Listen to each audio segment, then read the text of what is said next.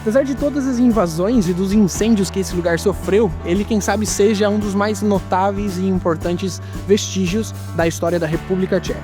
Aqui viveram os grandes reis da antiga Boêmia, os imperadores do Sacro Império Romano Germânico, presidentes da Tchecoslováquia e da República Tcheca.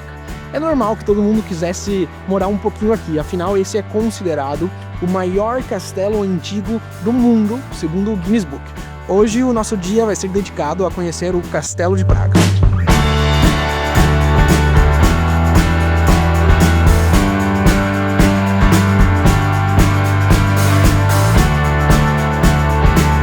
Bem, quando você entra no castelo, você vai ter que passar pela segurança antes de comprar os próprios bilhetes, que realmente é um complexo grande e só algumas partes são pagas. Na verdade, só a parte interessante é paga. Você poderia fazer todo um passeio na região aqui do castelo sem pagar nada, mas realmente você acaba vendo tudo meio de longe. Bem, pessoal, recomendações. É o seguinte, existem várias modalidades de tickets que vocês podem comprar. Basicamente existem 3 circuitos A, B e C, 3 tamanhos, que incluem mais ou menos atrações. Eu peguei a intermediária, bastante gente, e não sei se eu vou conseguir ver todos. Pelo que eu estive lendo, o que eles recomendam é que vocês visitem o castelo cedo, muito cedo, ou bem no fim da tarde. E o bilhete é válido por 2 dias. Enfim, eu vou tentar ver o que eu consegui.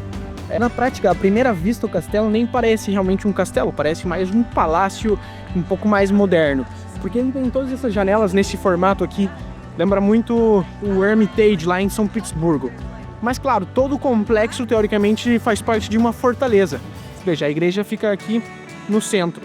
E inclusive, os grandes reis da Boêmia, quando os nazistas dominaram a República Tcheca, o líder nazista esteve nesse lugar, comandando desse lugar, depois os comunistas comandaram desse lugar e hoje o presidente da República Tcheca também vive e comanda a partir desse palácio.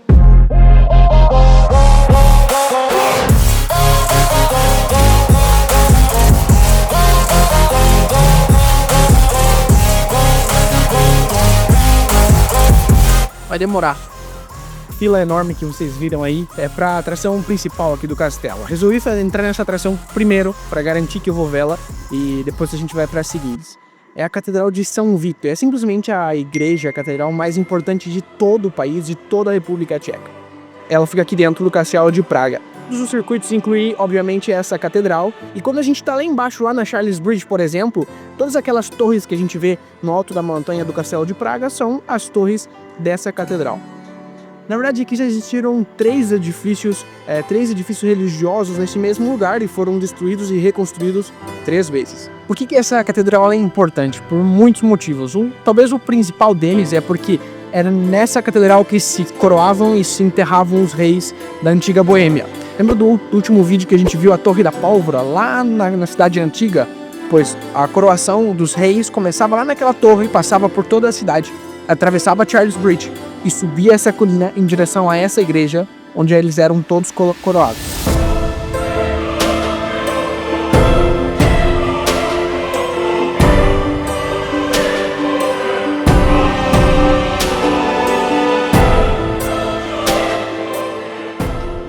Teoricamente, quando essa catedral começou a ser construída, ela foi pensada para ser construída num estilo gótico. Na verdade, é o que a gente vê nessa parte de baixo, nessa parte amarela e preta da catedral. Mas ela demorou tanto para ser construída, e que durante a construção dela, vários artesãos, vários arquitetos passaram por aqui, e quando ela já estava bem grande, bem alta, um deles falou assim: olha, o estilo gótico está ultrapassado, esse estilo já é muito antigo, a gente precisa fazer uma coisa mais moderna, e resolveu simplesmente mudar o estilo da catedral. E vejam que lá em cima tem um momento em que a torre deixa de ser de pedra e passa a ter aquela cúpula que hoje é verde, que é na verdade um cobre, e basicamente mudou para um estilo mais moderno para a época.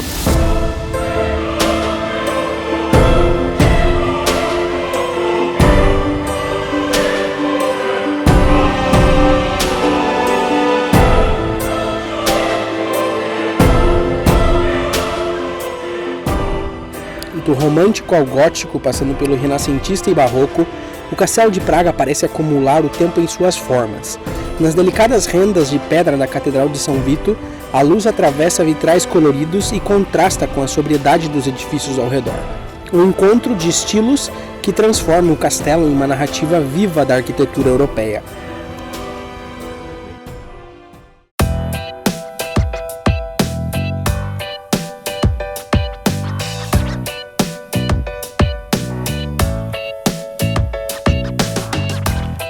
Bem, pessoal, depois de ver a grande Catedral de São Vito, a gente veio para o antigo Palácio Real. E esse grande hall que vocês estão vendo aqui é o Hall de Vladislav. Era nesse hall que aconteciam as grandes festas, os grandes bailes, os grandes jantares da realeza da Boêmia. Ele é tão grande, mas tão grande, tanto em altura como em extensão, que torneios de justas, sabe aquela competição dos cavalos que um cavaleiro vai contra o outro com uma lança? Pois bem, eles faziam isso aqui dentro.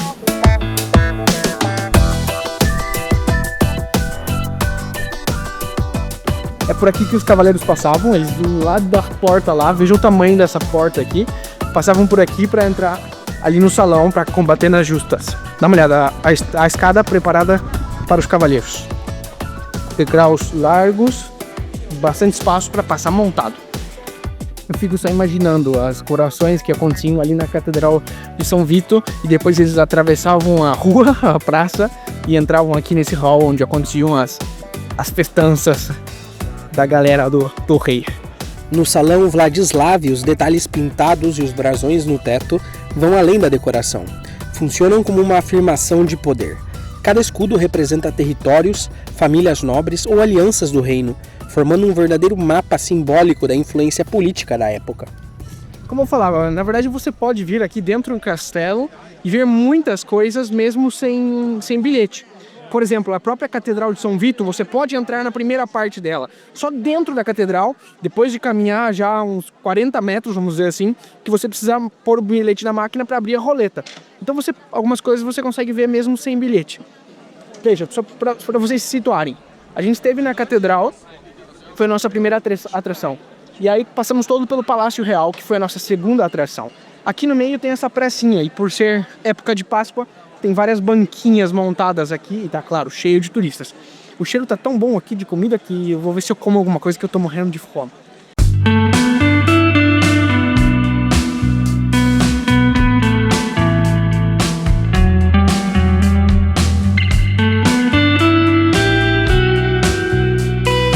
O nome disso aqui é Trawnik, ou alguma coisa assim. Só tem consoante no nome dessa coisa. Eu vou chamar de...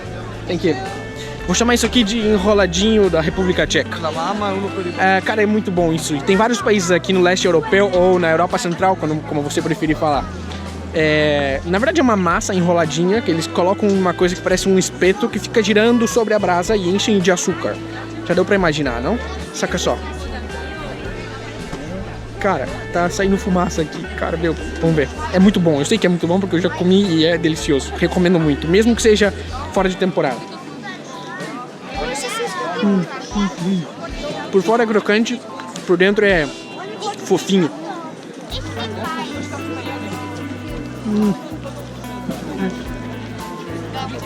Muito bom.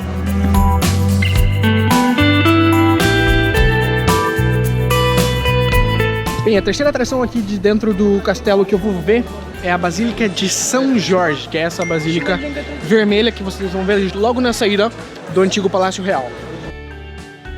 A Basílica de São Jorge foi construída principalmente como um espaço religioso para oração e cerimônias, servindo também como igreja do convento beneditino que funcionava ao lado. Além disso, tinha um papel importante como local de sepultamento de membros da nobreza e da dinastia governante, reforçando sua ligação direta com o poder e a espiritualidade do Castelo de Praga.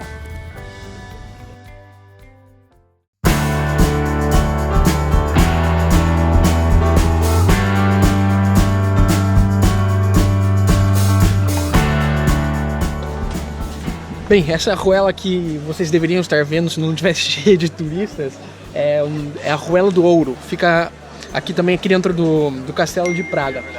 Na verdade, antes dos dois lados tinham casas, tanto aqui como aqui, mas aqui foi depois destruído as casas e construíram essa outra coisa que eu não sei o que é. Mas a ideia disso aqui é que eles construíram isso aqui para os guardas do palácio. Cada casinha tem uma cor pequenininha, assim, na verdade é bem fotogênico. o chão de pedra, é super legal. Uma casa que chama bastante atenção é a casa número 22, que é essa casa azul, que foi uma das 40 casas que o Kafka morou. Ainda não falei do Kafka para vocês, inclusive aproveito para fazer uma introdução para vocês. O Kafka foi um escritor, ele era um grande escritor que escrevia em alemão, e o cara teve um pouco de azar, porque nada que ele queria fazer dava certo. Quando ele estava escrevendo, ele escrevia porque ele queria que as pessoas lessem o conteúdo dele. E enquanto ele estava vivo, ele nunca conseguiu publicar nada. Não conseguiu ficar famoso. Aí quando ele estava quase morrendo, no leito de morte dele, ele falou para o amigo dele: olha, esconda, queime todo o meu material, que eu não quero que publiquem, que eu tenho vergonha. O amigo dele fez ao contrário e publicou. E aí o Kafka ficou famoso. Ou seja, exatamente ao contrário do que ele queria fazer, de novo. Nem depois de morto ele teve sorte. E falando mais do Golden Lane, da Arruela de Ouro, na verdade ele tem esse nome porque foi feito originalmente para os guardas da corte, mas durante uma época, pois os mineiros que extraíam ouro viveram nessa ruela aqui, e ela ficou conhecida assim. Teve uma época que também chamaram isso aqui da Rua dos Alquimistas, ninguém sabe por quê, porque na verdade nenhum alquimista nunca viveu aqui. Talvez essa questão do ouro, daquela história de transformar ferro em ouro, aquela questão que o alquimista tinha aquele poder de transformar ferro em ouro, talvez algum boato, alguma lenda, mas na verdade nunca existiram alquimistas nessa rua. A maioria das casinhas hoje são lojas de souvenirs, você pode entrar em várias delas, mas obviamente não tem a aparência original, mas você pode entrar e ter uma ideia de como era uma casinha dessas. O mais curioso é que cada uma tem um formato diferente, é muito, muito bonito.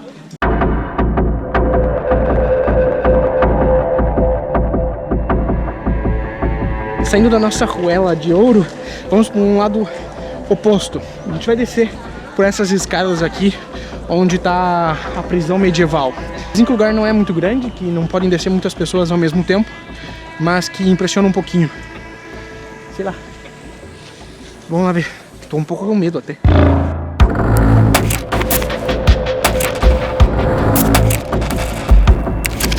Quando alguém cometia um crime ou alguma traição, essa pessoa ela era colocada numa dessas caixas aqui, ou pior ainda, numa daquelas coisas lá, pendurada num lugar desse. E todas as pessoas que passavam, olhavam aquilo e se lembravam de nunca cometer um crime ou nunca trair. Realmente muito cruel esse pessoalzinho do Castelo de Praga. Que medo, dá um pouco de medo. Entrando num lugar aqui bem apertado e sofre de claustrofobia, eu não recomendo. Cara, é muito pequeno. Essa é uma câmera que tem várias ferramentas utilizadas para a execução dos traidores e dos ladrões. Impressiona bastante. É bem pequeno o espaço, a escada de acesso é minúscula. Tá esse machado aqui, para que vocês acham que servia isso? O nome disso é Headsman Axle. É um machado do carrasco para fazer execuções. Aqui tem mais uma coisa no cabo. Dá uma olhada aqui.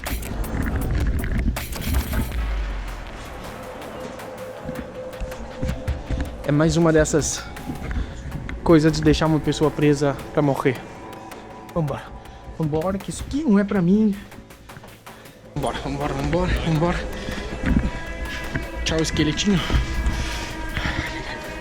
Então, se vocês vierem no Castelo de Praga, já saibam, não cometam nenhum crime, senão vocês vão ficar pendurados igual nosso amigo.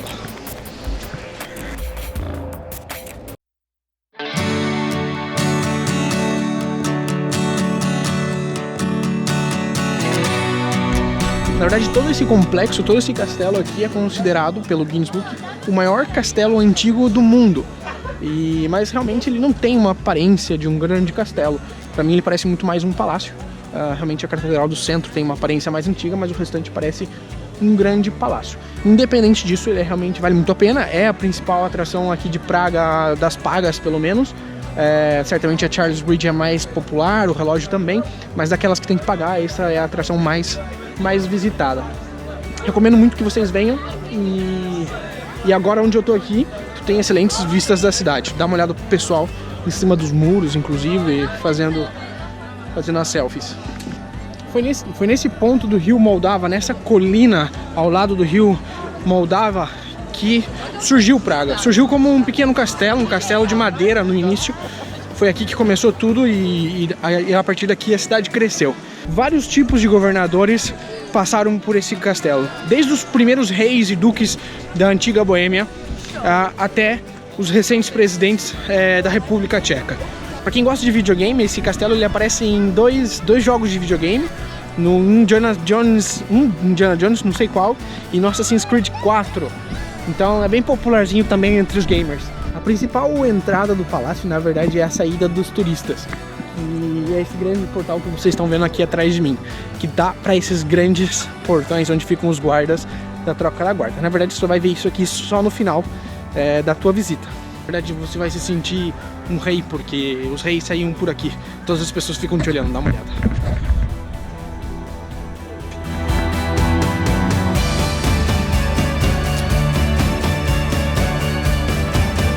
Bem, mochileiros, na mesma colina onde está o castelo de Praga, bem no alto, tem um monastério chamado Monastério de Stroganov. Não é Stroganov. Ai, como é o nome? Strahov, é isso aí. E eu vim aqui só por causa de uma biblioteca. Meu Deus, o que você está fazendo por causa de uma biblioteca? Merda, que coisa chata. Vocês vão ver essa biblioteca.